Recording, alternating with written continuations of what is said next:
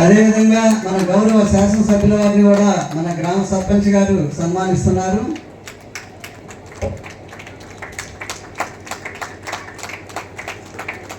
వారికి ధన్యవాదాలు. మనం పెన్షన్ పంపిణీ చేయడం జరిగింది.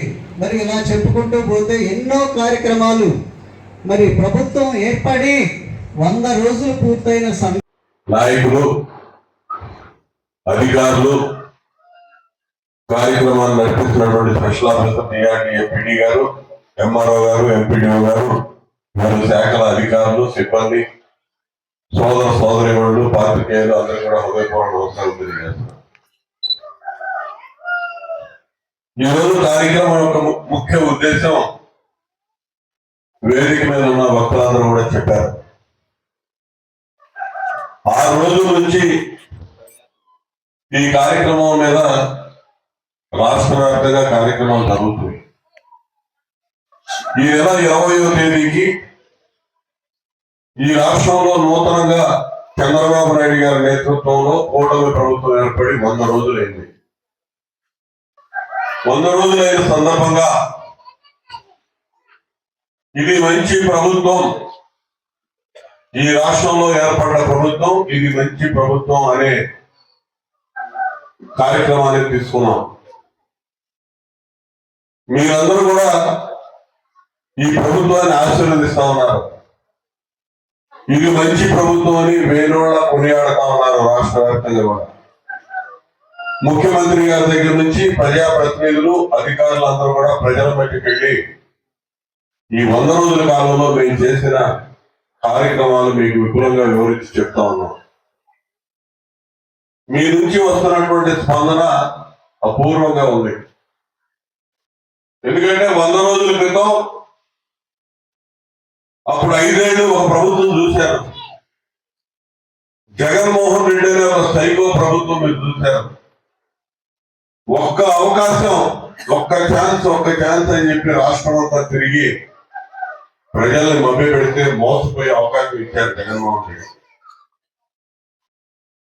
2014 నుంచి 19 వరకు ఆ రోజు విడిపోయిన రాష్ట్రంలో అధికారం చంద్రబాబు నాయుడు గారి నేతృత్వంలో మీరందరూ గెలిపించారు.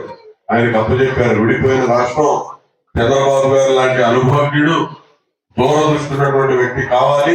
ఇటువంటి వ్యక్తి గెలిస్తేనే ఈ విడిపోయిన రాష్ట్రంలో ఉన్న కష్టాల నుంచి బయటపడగలమని ఆ రోజు విజ్ఞతతో ఆలోచించి మీరందరూ అధికారం ఇచ్చారు. కానీ ఇచ్చిన అధికారం ఇంకొక 5 ఏళ్ళు 10 ఏళ్ళు అంతే కంటిన్యూగా ఉన్నట్టయితే రాష్ట్రం గతి వేరుగా ఉండేది. బ్రహ్మాండమైనటువంటి విధానంలో రాష్ట్రం ముందుకు నడుస్తూ ఉండేది. ఈ పార్టీకి 5 ఏళ్లకి ఆగిపోయి జగన్మోహన్ రెడ్డి పార్టీని అధికార మార్పిడి చేసేసారు ప్రజలు. ఏదో చేసేస్తాడు, ఉద్ధరించేస్తాడు. 151 సీట్లు ఇచ్చారు ఆయనకి. కనీవిని ఎదుగునటువంటి మెజార్టీ జగన్మోహన్ రెడ్డికి ఇచ్చారు. పదవులు ఒక్క దెబ్బకే సర్వనాశనం అయ్యి విలవిల్లాడిపోయింది రాష్ట్రం అంతా కూడా. నేను చెప్పేది కాదు, మీరే చెప్పారు. మళ్ళీ 24 వచ్చేసరికి ఎన్నికలు ఎప్పుడా ఎదురు చూశారు.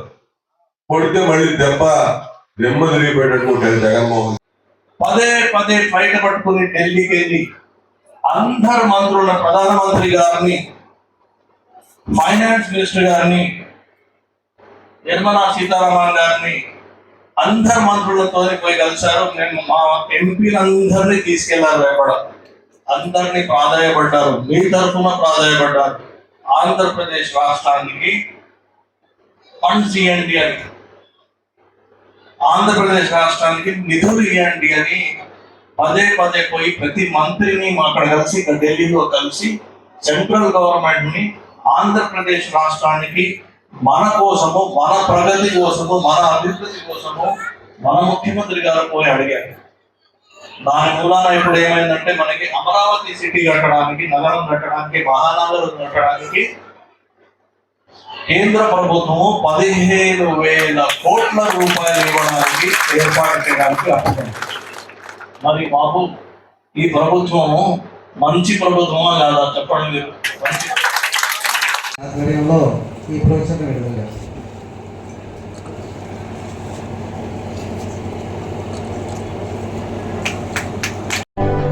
భూమిపైన పెట్టుబడి పెట్టాలి అనేది ఉత్తమ ఆలోచన. మనం నిద్రలో ఉన్న భూమి విలువ పెరుగుతూనే ఉంటుంది. సేవింగ్ అకౌంట్స్ లో డబ్బుకి వడ్డీనే వస్తుంది. ఫిక్స్డ్ డిపాజిట్ 11 సంవత్సరాల తర్వాత